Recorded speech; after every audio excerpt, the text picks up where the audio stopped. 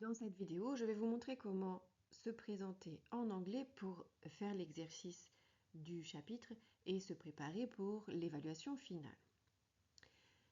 N'oubliez pas de prendre des notes sur votre cours, sur une feuille, sur votre cahier, peu importe, pour toutes les petites informations que je vous dis et qui vous semblent importantes.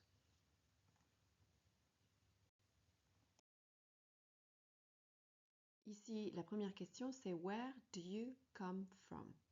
Le premier mot, c'est le pronom interrogatif en WH, where, qui veut dire où avec un accent, donc le lieu. Les deux derniers mots, come, from, ce sont le verbe, les deux mots forment le verbe venir de. Et le you, ici, c'est tu ou vous, et le do, ça veut dire est-ce que. Donc, where do you come from? D'où est-ce que tu viens? Et pour répondre, eh bien, on va réutiliser come from. On va reprendre le sujet et on va le transformer en je. I come from. Et puis ensuite, vous dites d'où est-ce que vous venez, c'est-à-dire d'où est-ce que vous êtes né ou d'où est-ce que vous avez vécu la plus grande partie de votre vie. À vous de choisir. Mais ici, on ne pose pas la question de où est-ce que vous vivez. Là, je vous pose la question d'où est-ce que vous venez. Alors après, ça dépend aussi de la conversation que vous avez. On va vous poser Where do you come from? Si vous êtes en voyage à l'étranger, on va vous demander d'où est-ce que vous venez en général. Donc je viens de France, je viens de Caen. On ne vous pose pas la question précisément où est-ce que vous avez grandi, où est-ce que vous êtes né. Donc moi, ici, dans cet exercice-là, je vous demande d'où est-ce que vous venez, d'où est-ce que vous êtes né. Donc, I come from Saint-Lô. La question numéro 2, c'est Where do you live? Ici, on se demande, ou vous demande, où est-ce que vous vivez? Alors, ici, c'est parce que nous sommes dans un cours d'anglais, donc je veux que vous fassiez la différence entre Where do you come from et Where do you live? Pour que vous fassiez la différence entre venir de quelque part et vivre quelque part. Mais dans une conversation classique avec n'importe qui dans la rue, si on vous pose l'une de ces deux questions, ils vont s'attendre à ce que vous disiez où est-ce que vous vivez. Et donc dans la question Where do you live? Je reprends le verbe live, je reprends le sujet, on parle de moi, I live in, et puis ensuite vous dites où est-ce que vous vivez? Bénouville, Granville, Caen, Ouistreham, Flers, Argentan, peu importe. I live in. Et si vous remarquez, depuis la première et la deuxième question, nous n'avons absolument rien changé. On a simplement repris les verbes et les mots qui sont dans la question pour les réutiliser. On n'a rien apporté de plus, sauf la réponse à nos questions. La question numéro 3, c'est How old are you? Ici, ça se complique légèrement parce que how old est modifié et composé. Donc oui, ici dans la question, c'est How old are you?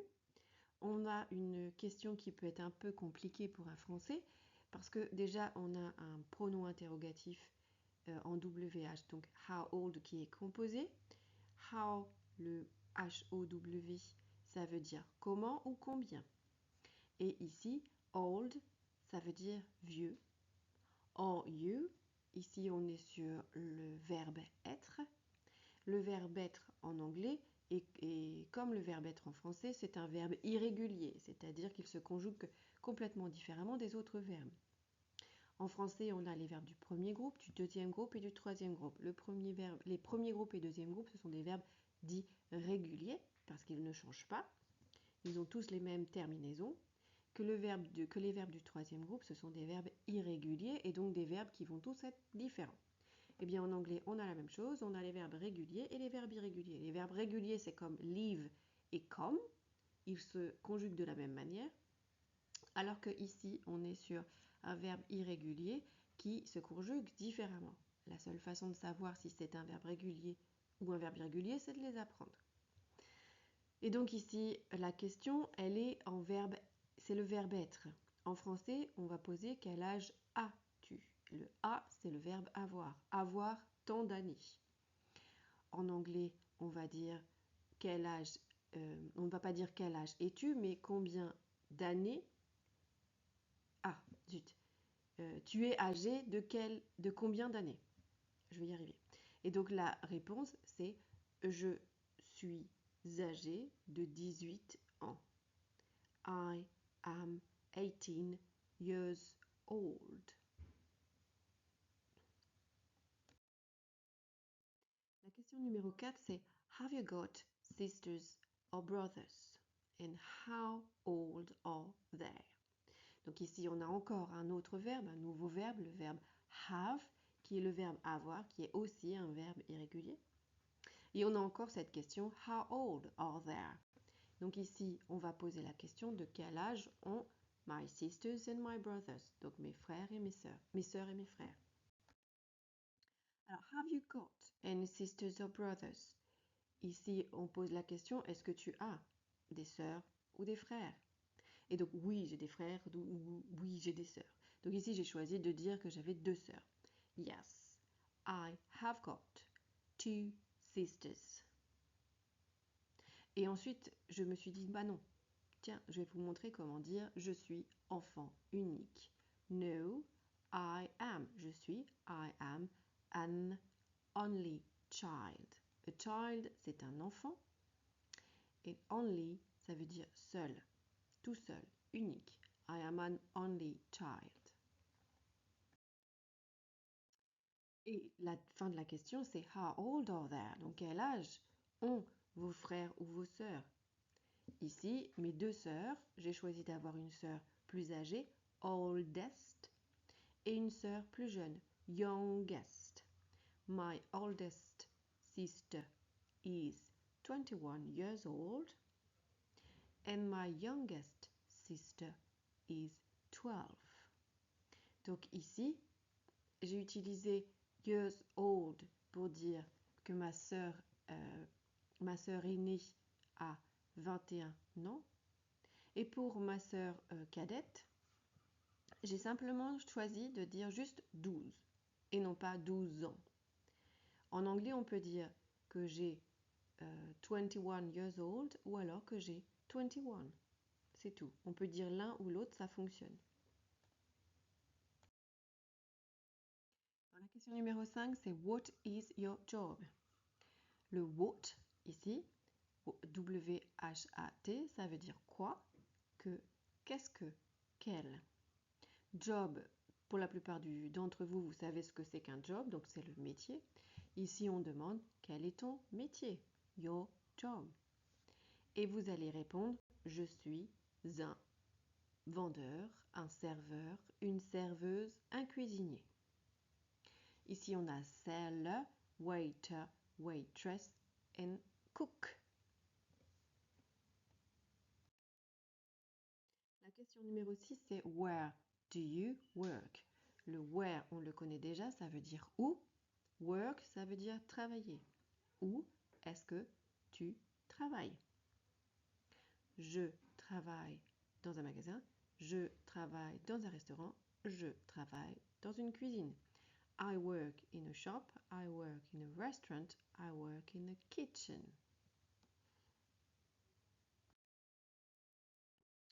Question numéro 7. What is your company's name? Company, c'est l'entreprise. Name, le nom. Donc, quel est le nom de ton entreprise? Et donc là, c'est la seule véritable question, c'est la toute première en tout cas, où je vous demande de ne pas reprendre les mots de la question, mais de répondre directement.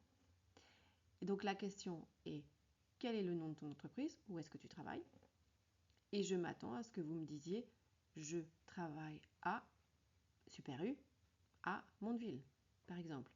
Ou alors je travaille aux Petites Fleurs in Clécy, ou je travaille au Saint-Sauveur à Caen. Ici, pas de difficulté, la seule c'est de ne pas oublier at et in. Maintenant, je vous demande quelque chose d'un peu plus compliqué, c'est d'expliquer le nom de votre magasin. Par exemple, Super U. Super U, le super, c'est parce que c'est un très grand magasin. Et le U, ça veut dire you en anglais, et you, c'est tu, toi. Et ici, ça veut dire que le Super U, c'est un magasin pour toi. C'est un grand magasin pour toi. Donc, en anglais, ça donne Super U represents a big shop for you. Et ici, regardez bien, si vous regardez represent, c'est le même mot qu'en français, représente. La seule différence, c'est que j'ai mis un S. Et regardez les trois autres mots qui sont en jaune. Vous avez represent avec un S 2 fois et le verbe is avec un S aussi ici. On verra ça dans le chapitre numéro 2. Ensuite, pour les petites fleurs represents flowers because my shop is a florist. Donc, qu'est-ce que veut dire pourquoi est-ce que mon magasin s'appelle les petites fleurs? Parce que ça représente les fleurs, parce que mon magasin est un fleuriste. Et ensuite, le dernier, c'est le Saint-Sauveur. Pourquoi est-ce que c'est le Saint-Sauveur? The Saint-Sauveur is the name of the place where there is the restaurant. Donc le Saint-Sauveur, c'est le nom de la place où il y a le restaurant où je travaille. La question numéro 8, l'avant-dernière question, c'est What activities do you like doing? Ici, je vous demande de me dire quelles activités est-ce que vous aimez faire. Et je veux que vous utilisiez les activités qui sont dans le chapitre, comme les petites images juste à côté. Ici, je veux que vous réutilisiez obligatoirement le ing. C'est-à-dire que vous avez I, like, ensuite le verbe et après ing. Donc 4. Hop là, elle est où mon écran? 4 choses à dire. I like playing. I like playing the guitar. I like reading books and gardening. Vous avez forcément I like le verbe et ing. Si vous n'avez pas ça, vous avez faux. Si vous ne comptez pas jusqu'à 4, vous avez faux. Ok? Donc, dites-moi, faites-moi 4 phrases sur ce que vous aimez dans les activités qui sont là. Je ne vous demande pas forcément de me dire la vérité. Je vous demande de me faire 4 phrases. Et maintenant, je vous demande de me dire ce que vous n'aimez pas dans les activités qui sont représentées sur la feuille. What activities don't you like doing? Et donc là, c'est la même chose et je vous demande de compter jusqu'à 5. I don't like painting. I don't like riding a horse. I don't like hiking. I don't like climbing. Et c'est tout. Voilà pour cette vidéo et cet exercice. Maintenant que vous savez comment faire, je vous laisse aller dans votre cours pour faire l'exercice et vous présenter. N'oubliez pas d'apprendre votre présentation parce que vous en aurez besoin pour l'évaluation et pour les prochains mois et pour l'année prochaine.